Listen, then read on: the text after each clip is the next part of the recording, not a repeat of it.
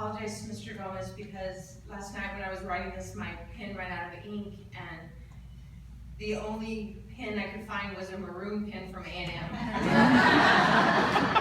So I apologize. Hi, I'm Ronnie Navarro. I'd like to thank everyone for being here. I had the pleasure of being Mr. Gomez's student, then his colleague, and finally, and most importantly, his friend. I met Gomez when I was a know-it-all freshman, and for whatever reason, we'll never know, but he didn't kill me that year. And I'm sure there was many opportunities and many occasions that he wanted to, but he didn't. Instead, he was patient and understanding, and most of all, he was loving to a very troubled kid. Mr. Gomez was that teacher you went to school for. That teacher that gave you the giggles because he was so cute. And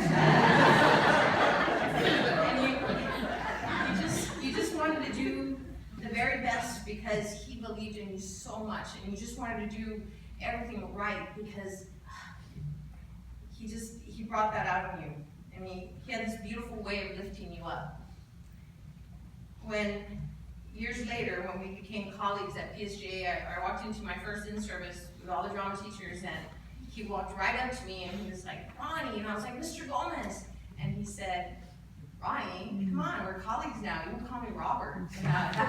And in my schoolgirl, girlish way, I giggled and was like, okay, Mr. Gomez. And immediately went home and called every single one of my friends to say, guess what? Mr. Gomez said I could call him Robert. And I knew that everyone was going to be instantly jealous.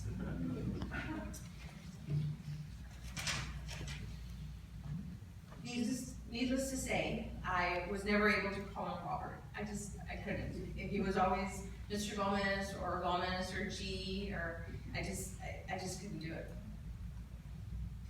On September 20th of 2013, I found out that I had stage 4 breast cancer. And I thought that would be the hardest thing to ever hear until October 25th, 2014, when I got the call that Mr. Gomez had cancer too. And my heart broke. But that day we became friends, or should I say warriors, because that's what Gomez called us all the time. We're cancer warriors. Hey warrior, how's it going? And like so many other times, he lifted me up and made me feel like everything was going to be okay. And we talked almost every day. It was things like, hey, how was chemo? Is the nausea any better? Are people funny when you tell them you have cancer? How's the pain? I'm praying for you. Thanks for listening. Hey, did you get that mean nurse again? How was your MRI? Did you eat today? Are you scared? What do you think heaven is like? You think God is testing us and we're just failing? We talked about everything.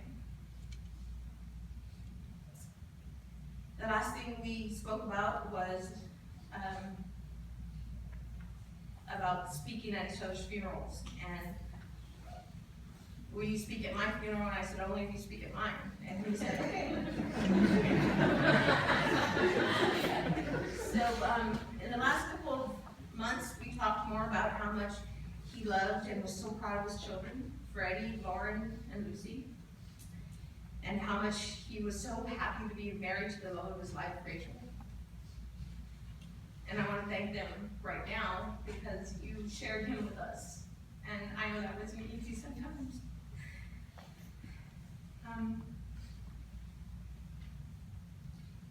In the last couple of weeks, we had a chance to talk about death and how he didn't want me to be afraid because he was going to be with me. And when it was my time to go, he promised he would be waiting for me and that it wasn't going to be scary. It's taken me a long time to understand that what he was doing was, again, lifting me up for one last time. When Gomez lifted you up, it was to mirror the very best part of you back to yourself. He saw your potential and your possible future and the gifts you didn't even know you possessed. and he lifted them up for you to see. And for that, I will be forever grateful. I will miss him, and I can't imagine how I'm going to continue this fight without him, but I will, because Gomez continues to lift me up. And I can actually hear him right now, and he's telling me, great job, kid. Could have been shorter. A little less dramatic. And could have used a lot more diction. I will miss you, my fellow cancer warrior. May flights of angels sing thee to thy rest.